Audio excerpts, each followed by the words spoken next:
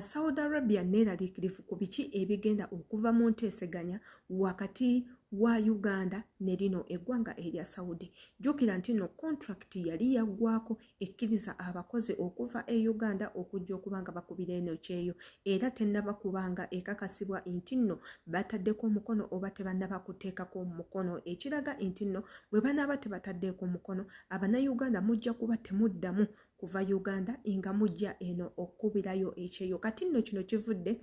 ku nsi endala ezibadde ziweereza abakozi okujja okukola okwekyanga era nga mu mwaka guno gwennyini ogwa 2020 January nga amawanga agabadde gaweereza abakozi okujja eno okukola bwe bakawaŋŋamudde ne bategeeza eggwanga erya Saudi Arabia nti tebagenda kuddamu kukkiriza baana kubanga bajja okubanga bakubira eno ebyeyo until nga bamaze okuteekako omukono ku bipapula bye babasindikidde ku ebyo biki bye baagala babeere nga batuukiriza nga tebannaba kuddamu kubanga bakola nabo. Ensi zenjogerako mwe muli Sri Lanka, mwe muli Bangladesh, mwe muli Indonesia, teekako ne Philippines. Abantu abo basindise era batuuse ku nzikiriziganya ng'ezo ensi ne zisindika empapula ze baagala gavumenti yeno ebeere nga ekakasa era etekeko omukono ku biki bye baagala bibeere nga bikolebwa immediately era ne bagamba bwe bataateekeko omukono bagenda kubanga babasazaamu tebagenda kuddamu kukkiriza mwana yenna kubanga ajja akolera eno. Lwaki njogera kuno na kuno ng'obukakafu mbuyina ngenda kubanga mbuteekako wano eno mubeere nga nammwe mwesomeramu mubinnyonnyoke mubitegeere mumanye nti nno naffe ebintu bye tubadde twogerako bitusaana nga ffe Abannayuganda era bwe tuba nga twekutte wamu gavumenti yaffe ne yeekolamu omulimu nabo basobola okubaako kye bakyusa. Yenze Sheila Adita ku channel eno kwolina okusubscribinga bw'oba ng'ogyetaaga ekigambo subscribe weekiri kikwateko obeere nga okwata ku notification bell eri awo waggulu egenda kubanga ekuyambako mu buli katambi konna ke tuteekayo kagenda kubanga kakutuukako mu bujjuvu. Awo nno oyina ku commentinga ng'okommentingisa linnya lyo kalabe tomanya oyinza okufunamu ekyo kye weetaaga ate era bwe kaba kakunyumidde obanga kye weetaaga okifunye oyina kutuwa thumb up oba si ekyo tuwe kye bayita like nga video mu bufunzi. Ate era ngenda kubanga mbatwalako mu pre-recorded news zineno zeturecordinze tubaterewo waneno mwesomereko mulabe biki ebigenda maaso mu nsi endala ate era nkomewo jjukira nga sinabakateekayo era nkujjukiza nti subscribinga kintu kirungi nnyo kwata ku notification bell ate nze ali mu katambi Yenze Sheila Adita osobola okunsanga ku platforms endala nga ku Facebook page yange imbeerayo nga nkozesa Sheila Adita page ku TikTok kwendi nkozesa Sheila Adita then ne beinene katugendeko mu pre-recorded video then ate tubeere nga tukomawo.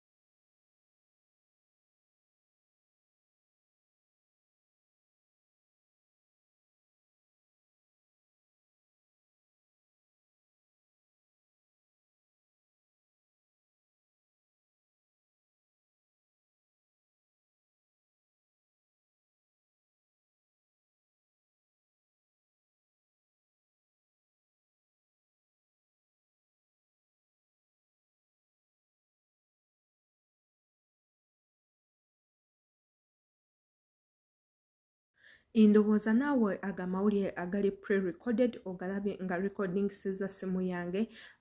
nga galaga biki ebigenda mu maaso. Ebintu we biti tuze tubyogera kufe nga Bannayuganda ne tugamba nti nno naffe Abannayuganda gavumenti yaffe webanga yeekutte bulungi basobola okukyusa each and everything kubanga they have the powers okukyusa ebyo ebintu. Era ne tusaba gavumenti zaffe zonna eza Africa okuddamu okutuula ku ntebe and discuss batya bwe basobola okutambuza Africa to become a very good continent, a very impressing with future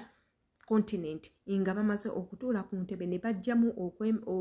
okwemalirira, ne bajjamu ebintu by'enguzi, ne bajjamu omululu, ne bajjamu n'omulugube, basobola okukyusa bino ebintu by'okuleeta abaana ebweru yafuuka business era nga bangi nnyo bagifunamu, si azze okukola obukozi nti yafunamu wabula ne gavumenti teekako n'abo abali mu companies ezipurchasinga bino ebintu eby'okujja e Bulaaya nabo bafunamu. Naye our worry is oba the problem is bano abantu tebafaayo, bo bali mu kupromotinga slavery than okupromotinga good working conditions, teekako n'ensi zaabwe, bo bapromotinga slavery. Wano ensi endala nga Philippines, Indonesia, Bangladesh ne Sri Lanka bwe beeyawudde ku bantu abalala ne bavayo ne bagamba nedda ife ebintu ebikwatagana ku bantu baffe twagala ABCD bye biba bikolebwa, omusaala gwongezebwe, abaana babongeza omusaala, mu ebyokutulugunya abaana mu bijjebo twagala musayininge ku mateeka agalaga nti nno omwana waffe waafiira eyo alina okuweerebwa compensation, ate n'abo abamuse balina okuba nga bavunaanwa abatiddwa buttidwa. Era ne bagamba yadde afudde a sudden death nga obulwadde, gavumenti ya Saudi Arabia erina okubeera responsible for that person's death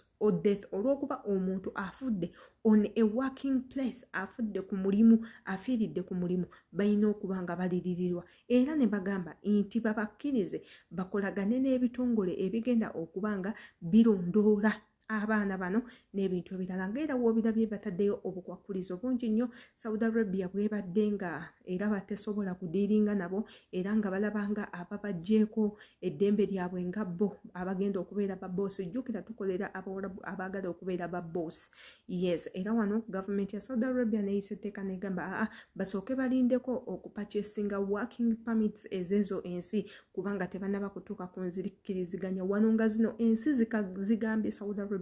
until bwe bajjawo etteeka erigamba kafara system, bajjawo kafara system, bwe banaamala okugijjawo bajja kubanga babongera abaana okujja okukola, bakoye ebintu by'okutta, bakoye ebintu by'okutulugunya, bakoye ebintu bya rape, bakoye ebintu by'okuswaza abantu, bakoye ebintu by'okukozesa abaana nga tebabasasula n'ebintu ebirala nga bwe babimenye. Vidiyo eno nkusaba ogikomentingeko bw'obanga nawe olowooza nti Uganda ekisobola kino, kikola comment nga wansi, erinnya lyo tolerabira, ekifumu wanga lya tokyerabira. Imbaagala nnyo, yenze Shila Adita, subscribinga, likinga, commentinga, see you.